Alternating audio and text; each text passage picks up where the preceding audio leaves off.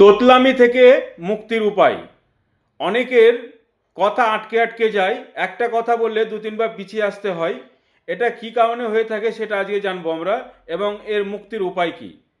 অনেক সময় নার্ভ এবং মানসিক চাপ, উদ্বিগ্ন এবং প্যানিক এর জন্যে, আবার জীব এবং মস্তিষ্কের সমন্বয় কম থাকার কারণে এটা হয়ে থাকে। যেমন আমাদের আঙুলটা নাড়াচ্ছি, এই আঙুলটা নাড়াতে নাড়াতে এটা কিন্তু ব্রেনের সঙ্গে কানেকশান রয়েছে, মস্তিষ্কের সঙ্গে কানেকশান রয়েছে। আবার সুগন্ধ দুর্গন্ধ পাচ্ছি, এটা কিন্তু আমার ঘ্রাণ শক্তি ব্রেনের সঙ্গে কানেকশান রয়েছে।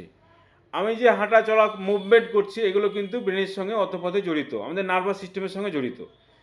তো আমাদের এই জীবটা ব্রেনের সঙ্গে জড়িত। ব্রেন কি বলছে, কি কথা বলো, কীরকম কন্ডিশানে আমার জীবটা নড়াচড়া করবে, এটা কিন্তু ব্রেনই ঠিক করে।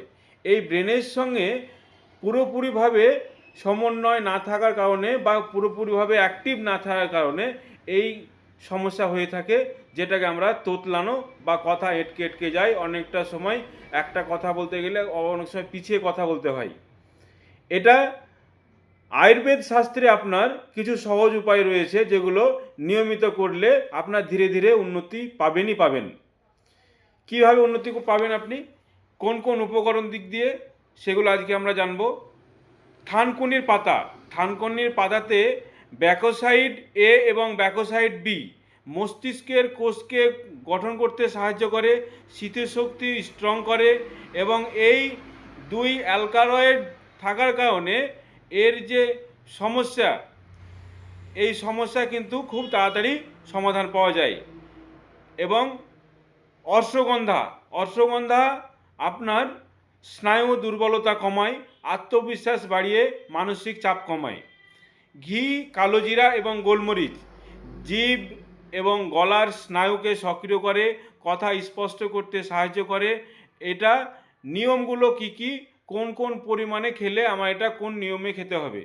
সকালবেলায় থানকুনির পাতা মধুর সঙ্গে 4 থেকে 5টি থানকুনির পাতা আপনার মধুর সঙ্গে বেটে চেটে চেটে খাওয়ান। বিশেষ করে যদি এই কনুয়ে আপনি সেটা লাগিয়ে দিতে পারেন এবং জিভটা যেন বড় হয়, সেটা চেটে চেটে যেন খেতে পারে। দ্বিতীয়ত হচ্ছে অশ্বগন্ধা। প্রত্যেকদিন রাত্রে ঘুমাবার সময় 1 চামচ অশ্বগন্ধা হালকা উষ্ণ গরম দুধের সঙ্গে খান। আর গোলমরিচ, কালোজিরা এবং ঘি, এই 3টে সংমিশ্রণ আপনারা কীভাবে তৈরি করবেন। 1 চামচ ঘি, হাফ চামচের হাফ চামচ নেবেন আপনি গোলমরিচ, মানে 6 থেকে 7টা দানা নিলেই হবে।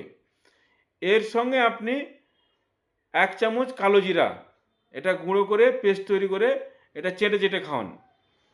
এইগুলো প্রতিদিন 1 থেকে 2 বার করে খেলেই যথেষ্ট। এর সঙ্গে কিছু ব্যায়াম রয়েছে, সেই ব্যায়ামগুলো যদি করেন সবচেয়ে উত্তম।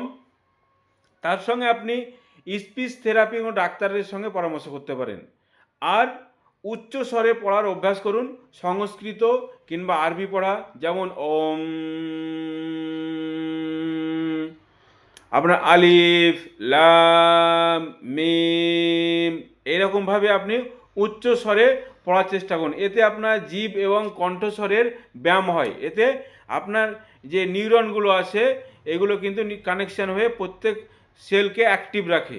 আমার এই স্বাস্থ্যকর টিপস যদি ভালো লেগে থাকে, অবশ্যই পেজটি ফলো করে সঙ্গে থাকুন, অন্য মানুষদের শেয়ার করুন যাতে এই সুবিধাটা পাই। আর কার কতদিনের এই সমস্যা রয়েছে, এখনও কিন্তু অনেকেই এরকম থেকেই গেছেন, এটা কিন্তু ঠিক হয়, সম্ভব। প্রত্যেক দিন আপনি এই ব্যায়ামগুলো করুন, এর সঙ্গে এই রেমেডিগুলো করে চলুন, ইনশাল্লাহ সুস্থ হবেন। ধন্যবাদ।